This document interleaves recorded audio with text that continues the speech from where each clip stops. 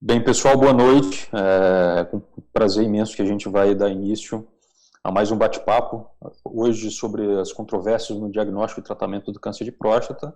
E ao final, às 21 horas, a gente vai falar um pouco sobre a posição da Sociedade de Cirurgia Robótica sobre a cirurgia minimamente invasiva nessa época que a gente está vivendo de pandemia do Covid. Os painelistas vão ser o Dr. Leonardo Caiati. O Dr. Leonardo Caiati, ele vai começar, ele é um radiologista da UF e coordenador de medicina de precisão do DASA, além de ser o vice-presidente do Colégio Brasileiro de Radiologia. Na sequência vai falar o Dr. José Pontes, que é médico urologista, tanto do ICESP, do Hospital 9 de Julho, do Oswaldo Cruz e do Grupo Alta. E para finalizar, falando de terapia focal, o Dr. Rafael Coelho, que é médico urologista, chefe de equipe do ICESP. Então, a gente vai passar a palavra primeiro para o Dr. Leonardo Caiati, e qualquer dúvida, qualquer pergunta, fiquem à disposição para fazer no chat, a gente vai passando para os painelistas. Como moderador vai ser eu, Dr. Pedro Romanelli e o Dr. Rômulo Guida. Bom, gente, depois essa leitura, essa palestra fantástica do Dr. Jim Potter, a gente pode voltar ao nosso colega Rafael falando um pouquinho sobre terapia focal. A gente já está no momento de liberar como uma terapia efetiva para o tratamento do câncer de próstata. Rafael, tudo seu.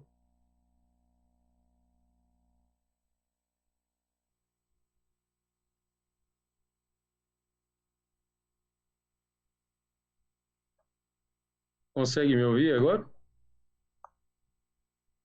Vocês estão me ouvindo? Não? Sim. Ótimo. Tá vendo os slides? Tá ótimo. Ok, pode seguir.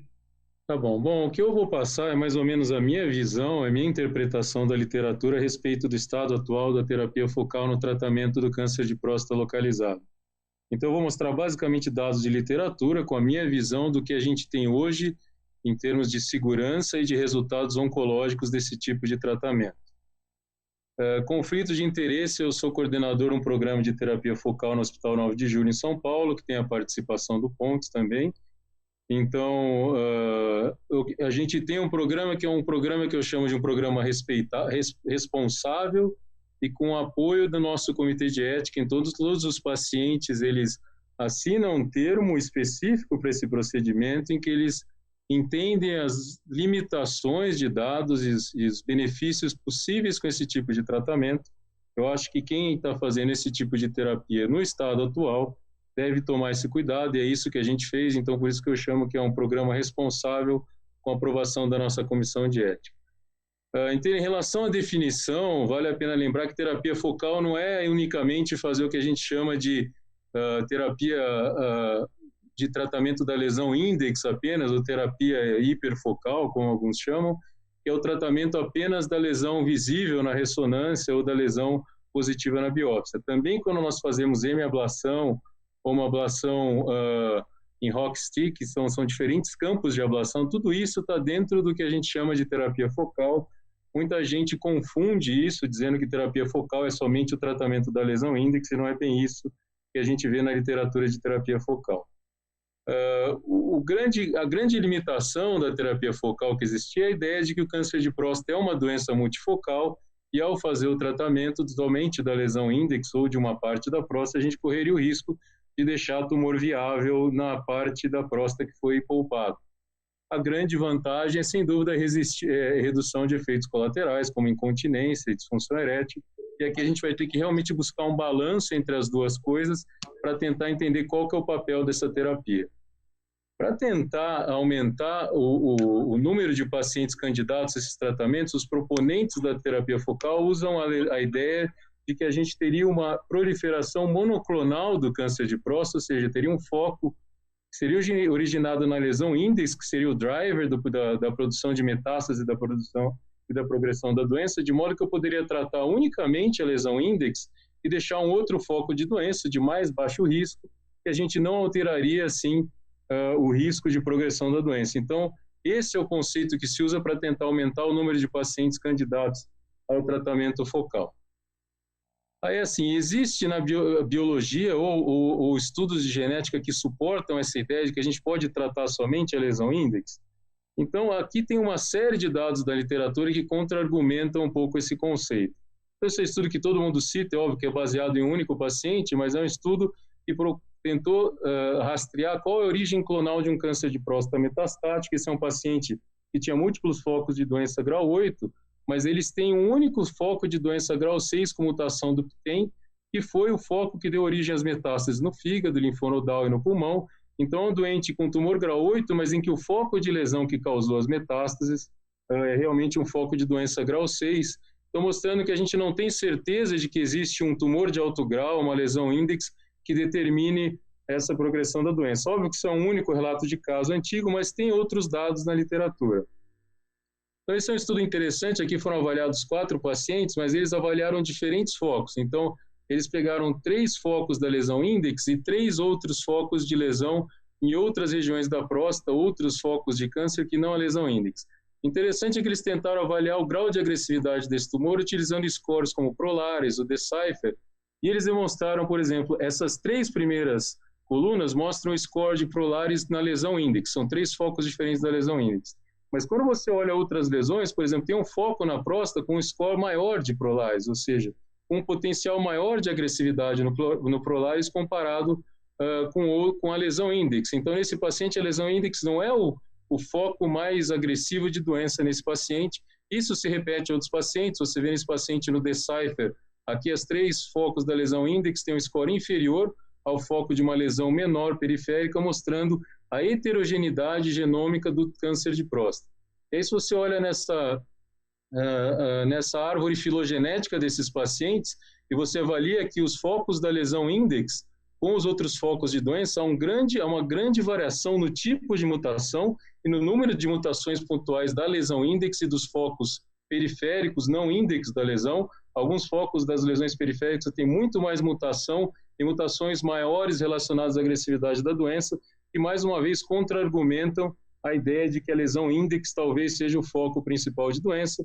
E para finalizar, mais um estudo publicado na European. Esse é interessante porque é um estudo em que mais de 80 pacientes foram avaliados e mais uma vez eles rastrearam as mutações existentes em focos diferentes de lesão na próstata e eles demonstraram que em muitos pacientes, e aqui mais da metade dos pacientes, as lesões não têm nenhuma relação. As mutações encontradas nas lesões são completamente diferentes, sem nenhuma correlação, sem nenhuma superposição entre o número de mutações e os tipos de mutações em focos diferentes, mais uma vez mostrando o grande grau de heterogeneidade do câncer de próstata dentro do mesmo órgão, mostrando que o conceito de que um clone único de células vai originar as metástases é, no mínimo, questionável.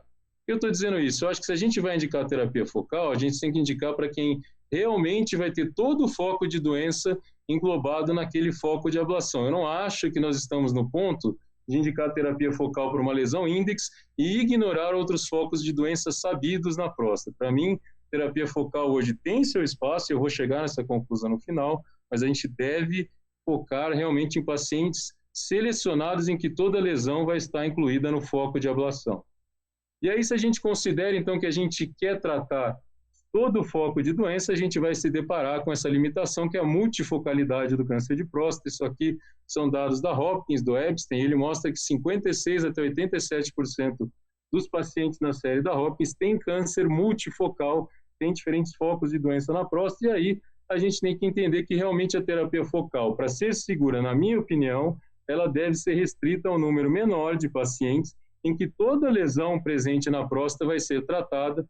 Os tumores que não têm uma multifocalidade clara, eu não me sinto seguro hoje em oferecer um tratamento focal, deixando outros focos de doença, dada a heterogeneidade genômica do câncer de próstata, como eu já demonstrei nos slides anteriores.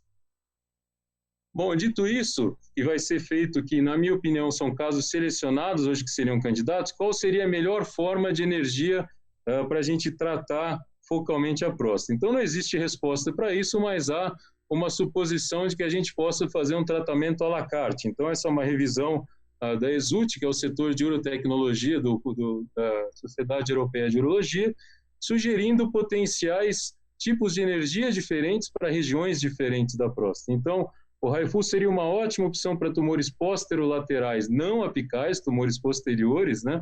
Uma vez que existe uma limitação do risco de incontinência com energia térmica no ápice.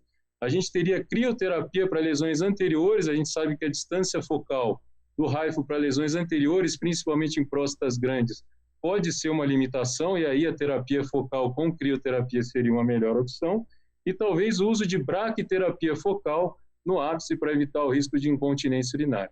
Tudo isso é extremamente teórico, baseado em suposições, não existe nenhum dado de literatura palpável existente hoje que a gente possa usar para recomendar esses tipos de ablação, mas tem mais de um trabalho publicado por experts, aqui a opinião de expert, sugerindo esse tipo de abordagem.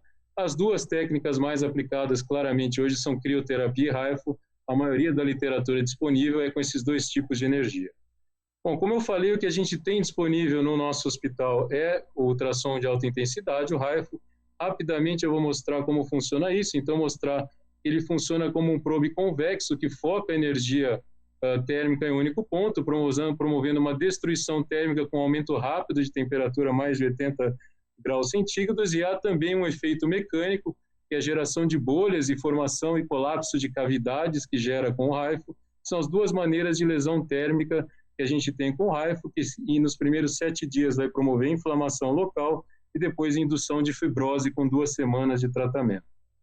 Para mostrar rapidamente como funciona, o HIFU é um vídeo rápido mostrando que é uma terapia transretal. Então a gente tem um probe de ultrassom inserido por via transretal, a gente faz o mapeamento da próstata com ultrassom. Nesse momento a gente faz o mapeamento do ápice até a base e você delimita qual vai ser a área ressecada, então a área que vai ser ablada. Então a gente tende a poupar 3 milímetros de ápice quando a ablação é bilateral, 6 milímetros de ápice quando a ablação é bilateral e 3 milímetros quando é unilateral. Existe a possibilidade da gente fazer ablações focais com superposição de imagem, mas como vou demonstrar, não é a prática atual. A gente tem uma tendência enorme a evoluir para hemiablação e não usar realmente terapias focais pelo alto índice de recorrência com tratamento ultrafocal. A gente vai comentar isso. Então, raramente na prática diária hoje a gente usa essa superposição com a ressonância, porque a tendência é realmente fazer hemiablações como um método minimamente seguro em termos oncológicos, na minha opinião. Então é interessante, mas a gente não faz a superposição. E aqui, na verdade, a gente está demarcando a área que vai ser ablada, delimitando essa área de ablação, e aí a gente inicia o tratamento. Então, cada um desses pontos é um ponto focal de ablação do HIFU. Esses pontos em vermelho são as áreas que já foram tratadas, os em verde são os pontos focais que a gente vai tratar. Então, é relativamente simples, não tem uma curva de aprendizado complexa relacionada ao método, e a gente pode fazer o controle final com ultrassom de microbolhas, mostrando realmente que houve aquela área de ablação que a gente determinou no nosso planejamento do tratamento. Bom, como eu falei, eu acho que isso se dedica a um número pequeno de pacientes e restritos. Por quê? Agora nós vamos falar um pouquinho das limitações atuais e que eu acho que todos devem saber para poder aconselhar o paciente de uma maneira adequada sobre quais são os reais resultados desse tipo de terapia. Porque é uma terapia extremamente sedutora, é muito fácil falar para o paciente que a gente vai tratar só o tumor e não vai deixar incontinência nem impotência, sem explicar as reais limitações do método. A gente tem que ser honesto e que o paciente entenda realmente o que a gente está ali com que tipo de tumor e que tipo de tratamento ele vai ser submetido. Então, esse é um estudo interessante, é um estudo da Universidade da Califórnia, como o Pontes já demonstrou, ele tenta detectar a sensibilidade e especificidade da ressonância não para câncer de próstata, mas para focos intraprostáticos individuais, o que é fundamental para a gente fazer tratamento focal. Então, esse é um paciente que tem um PIRA de 5 aqui na base esquerda, com irregularidade capsular, era um paciente, talvez, não pela irregularidade, mas um candidato à terapia focal. No espécime cirúrgico, ele tem um foco de tumor clinicamente significante do outro lado, que não é visível na ressonância magnética. Então, quando eles avaliam o papel da ressonância, aqui tem 588 pacientes avaliados, o risco da ressonância deixar passar um foco de tumor clinicamente significante, correlacionando o whole mount com a ressonância, é de 55%. Nesse estudo, a ressonância perdeu 55% de focos intraprostáticos de tumor significante.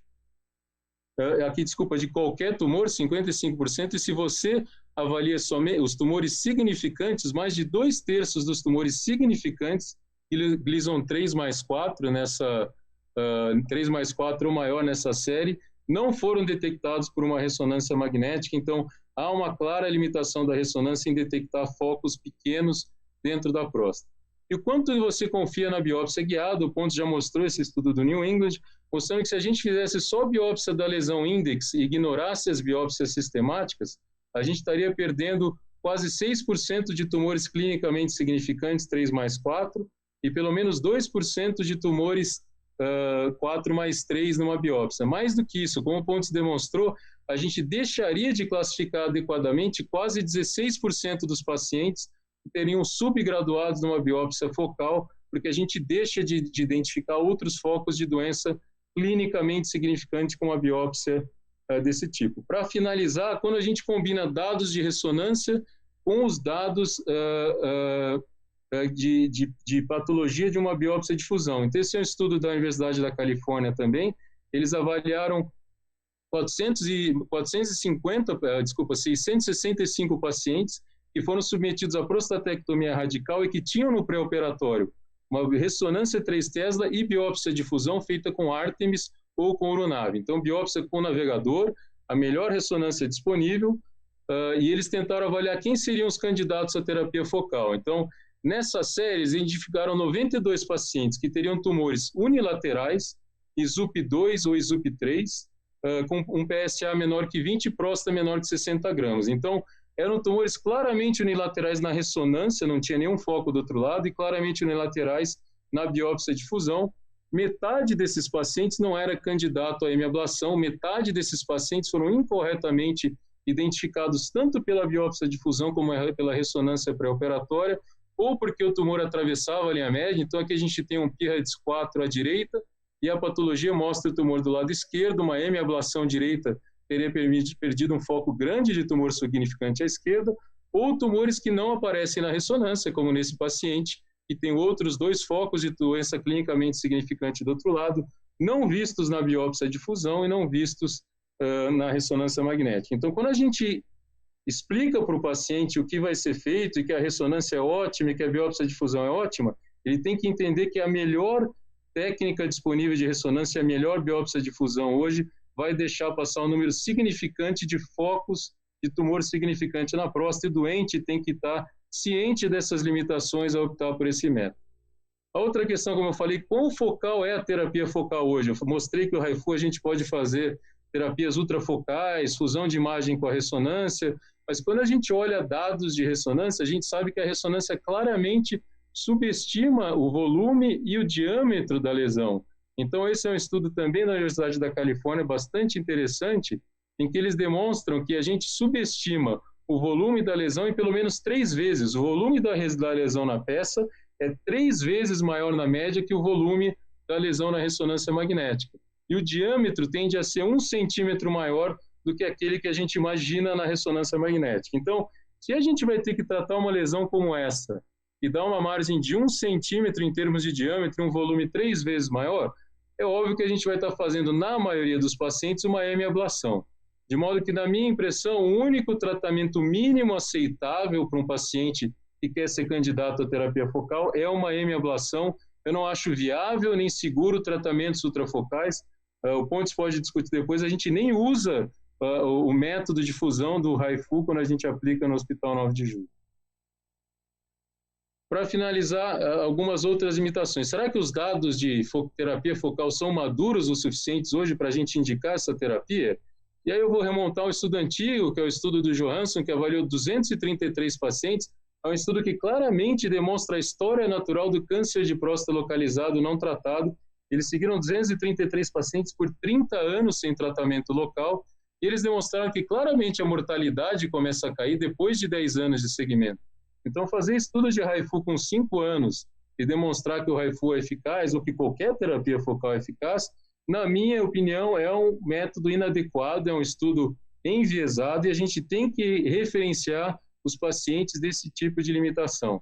Então, esse é um estudo claramente citado, é um estudo publicado na European, que são múltiplos centros europeus, com 625 pacientes tratados com terapia focal, desde terapia ultrafocal até hemiablação ou 3/4, e eles demonstram que a taxa de mortalidade e a taxa de metástase é extremamente baixa, mas com segmento de 5 anos. Como eu falei, um segmento de 5 anos não é adequado para esse tipo de endpoint em câncer de próstata. Mas quando você olha no mesmo estudo a taxa livre de tratamento de recorrência, sim, 25% desses pacientes têm recorrência clínica, porque outro grande problema das séries de terapia focal é não biopsiar o paciente no segmento. Eu acho que é fundamental uma biópsia no segmento do paciente candidato à terapia focal.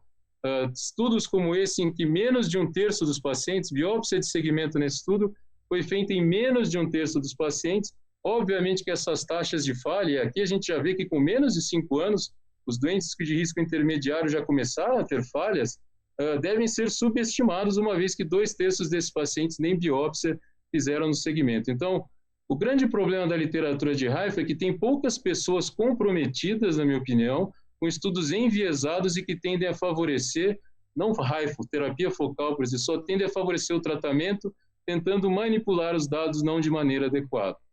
Mas tem sim gente séria trabalhando com isso, e eu acho que o grupo do Montsouris é um dos grupos mais honestos ao publicar seus resultados. Essa é uma série com mais de 300 pacientes, em que eles avaliaram os pacientes sistematicamente com biópsia. Então, a grande parte forte desse estudo é que uma biópsia revelando um Gleason 7 ou mais no segmento foi considerada falha de tratamento.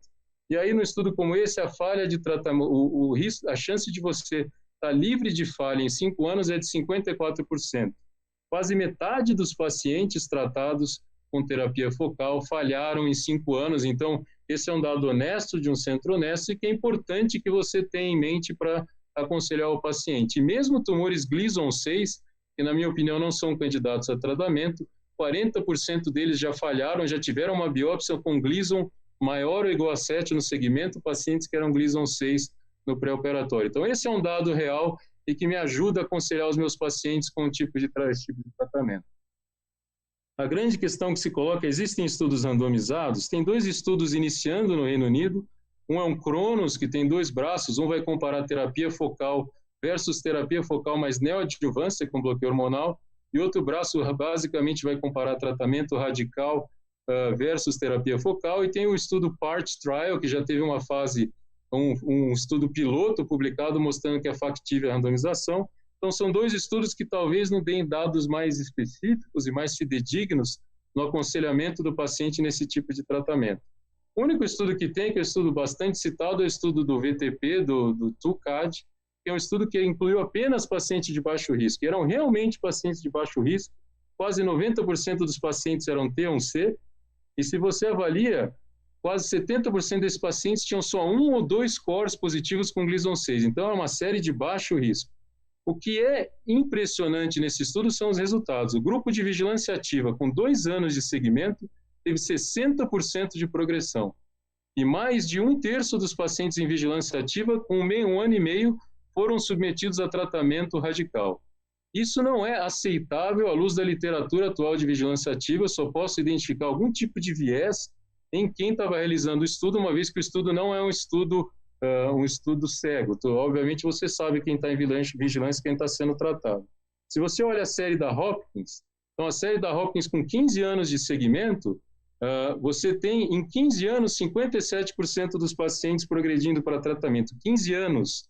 A gente olha o estudo do TUCAD, um número maior de pacientes foi tratado em 1 ano e meio. Como eu posso aceitar que o mesmo paciente incluído nesse estudo de baixo risco, quando comparado com a série da Hopkins, tem o mesmo resultado de 15 anos de segmento de vigilância ativa? Então, na minha opinião, terapia focal não se aplica a pacientes de baixo risco. Na minha opinião, terapia focal é para doentes de risco intermediário, com doença unifocal, unilateral, que pode ser completamente tratada pela ablação. Essa é a minha opção hoje para tratamento focal de maneira segura, na minha opinião, ou com mínimo de resultado oncológico a longo prazo. Se você olhar a série da Hopkins, em 15 anos de segmento, a mortalidade por câncer de próstata é de 0,5%. Como é que eu vou melhorar esse resultado oncológico? 15 anos depois, 0,5% dos pacientes foram tratados. Que tipo de tratamento focal vai me dar um resultado melhor do que esse da Hopkins?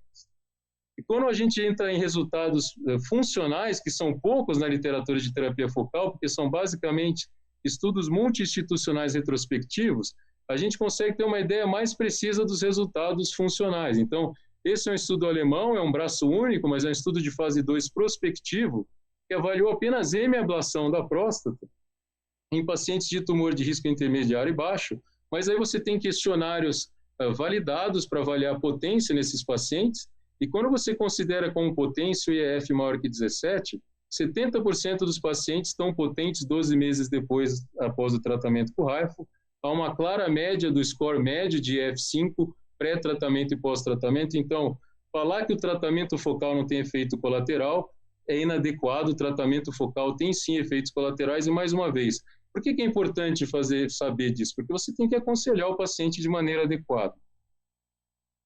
Quais são os problemas após tratamento focal? Como é que a gente segue os pacientes? É outra coisa que eu já ressaltei na literatura. A maioria dos estudos não tem feito biópsia no segmento, alguns estudos seguem pacientes com PSA ou somente com ressonância magnética. Os que mais advogam isso é o grupo do Mark Emberton, é o grupo do Mark Emberton no Reino Unido, e eu acho que isso não tem nenhum fundamento. Tem uma série de estudos mostrando que a ressonância não é adequada no segmento de tratamento focal. Um é o estudo que eu acabei de mostrar, esse estudo prospectivo fase 2. A ressonância foi normal, p-RADS 3 em 2/3 dos pacientes, e a sensibilidade da ressonância para detectar uma lesão 3+4 foi de 25%. A ressonância magnética não substitui a biópsia nesse segmento no tratamento focal, e esse é um estudo maior, com 75 pacientes, aqui mais uma vez, 41% de biópsia positiva no segmento pós-tratamento focal, tumores de alto risco, e quando a gente olha a sensibilidade da ressonância para detectar recorrência no segmento, 14%. Ressonância magnética não é um método seguro para prever recorrência pós-tratamento focal. Todo paciente deve ser submetido à biópsia. E a gente não sabe como tratar as recorrências. Como que se trata a recorrência pós-HIFU? Esse slide é só para mostrar uma revisão sistemática de 2019, mostrando que tinham 67 pacientes com recorrência pós-HIFU, descritos pós-HIFU, pós-tratamento focal, descritos na literatura, e eles foram tratados, na maioria, com prostatectomia radical ou com reaplicação de crio, mas a gente não sabe o resultado do retratamento. Quando você olha essa série, são séries pequenas, falando de 67 pacientes, 1/3 dos pacientes recorre dentro dos primeiros 2 anos pós-retratamento. Esse é um estudo que nós publicamos, recente estudo que avalia nossos resultados comparando prostatectomia de salvamento pós-terapia focal versus salvamento pós-radioterapia, e o que é interessante é que os resultados funcionais pós-tratamento focal são melhores. Então a prostatectomia pós-terapia focal tem uma taxa de continência acima de 80% e tem em torno de 35% de pacientes recuperando ereção, que é claramente superior aos nossos resultados com radioterapia. Entretanto, os resultados oncológicos são claramente inferiores. As prostatectomias pós-terapia focal na nossa série, quase 90% dos pacientes tinham doença T3, 71% tinham doença T3A ou T3B, ou seja, 71% tinha extensão extracapsular e quase 45% de margem positiva. Uma vez que a glândula toda não é tratada, é esperado que o tratamento de resgate tenha resultados inferiores ao da radioterapia. Finalizando, o que nós temos de guideline hoje disponível? Tem 2 guidelines muito claros, são os mais importantes. O guideline europeu, a última publicação é em 2018, não recomenda tratamento focal em tumor de baixo risco, visto que a vigilância tem resultados fantásticos, como eu demonstrei, e no risco intermediário, que eu acho que é o grande foco e vai ser a grande evolução dessa terapia, é sim onde há possibilidade de indicar esse tratamento, mas os pacientes têm que estar cientes de todas as limitações que eu falei em relação a limitações da ressonância, limitações dos métodos de ablação e do segmento pós-tratamento focal, e a AUA realmente não recomenda hoje como um tratamento padrão, é considerado opinião de expert ou sem evidência terapias ablativas em qualquer tipo de risco de doença. Considerações finais. A teoria da lesão index, na minha opinião, precisa de melhor suporte para que isso seja aplicado. Na minha opinião, tem muito mais evidência mostrando a heterogeneidade intratumoral e intraprostática do tumor, que limitam a ideia do tratamento apenas da lesão index. A gente não sabe a melhor forma de tratamento, talvez não seja a mesma para todas as lesões. Não há dúvida das limitações e dos problemas da ressonância e da biópsia de fusão na seleção desses pacientes. E a gente vai sempre ter que conviver com essas limitações, por melhor que a gente consiga melhorar a curaça dos métodos, os pacientes têm que entender essas limitações. Eu acho que o mínimo aceitável hoje, em termos de terapia focal, dadas as limitações dos métodos de imagem em estimar o real volume de doença, é a hemiablação. Eu não acho que terapia ultrafocal deve ser aplicada.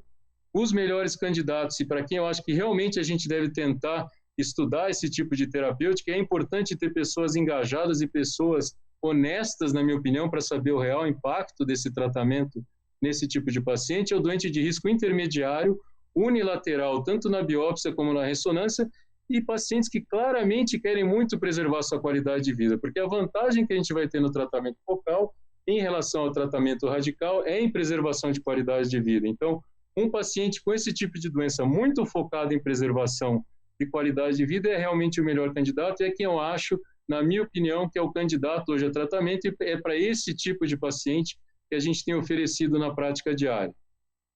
A evidência atual é realmente limitada, e é por isso que os guidelines não recomendam de maneira definitiva.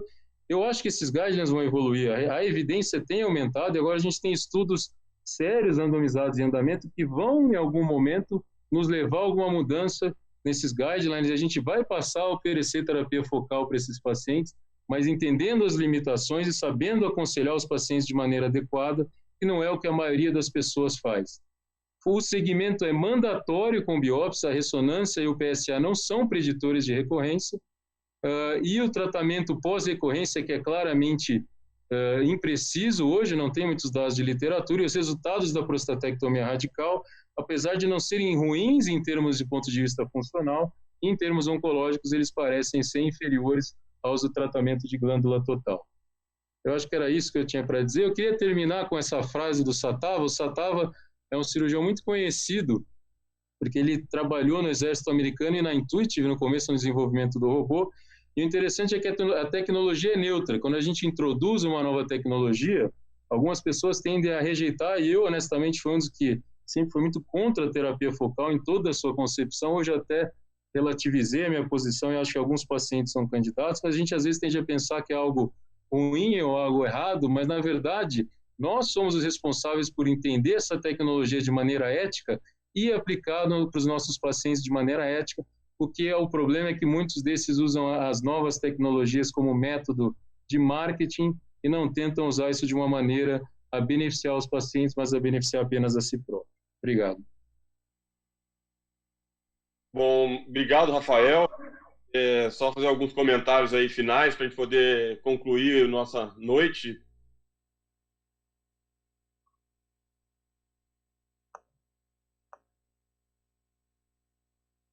Pedro, tá mudo.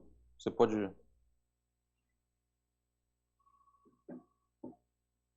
Bom, obrigado, Rafael, parabenizar todo mundo. Vamos fazer alguns comentários finais aqui para a gente finalizar a nossa noite. Foram palestras brilhantes de todo mundo, mas, Rafael, eu queria... Você falou um pouco sobre a questão das terapias focais. O início da terapia focal não é uma novidade, vem desde a década de 90, e a gente vê que ainda hoje, você colocou muito bem a falta de literatura comprovando algumas coisas. Achei muito interessante também abordar essa preocupação da gente não estimular o super tratamento, que sempre foi um desafio. A gente, com a vigilância, conseguiu reduzir esse problema, que é uma crítica grande à urologia, o tratamento do câncer de próstata, super tratamento.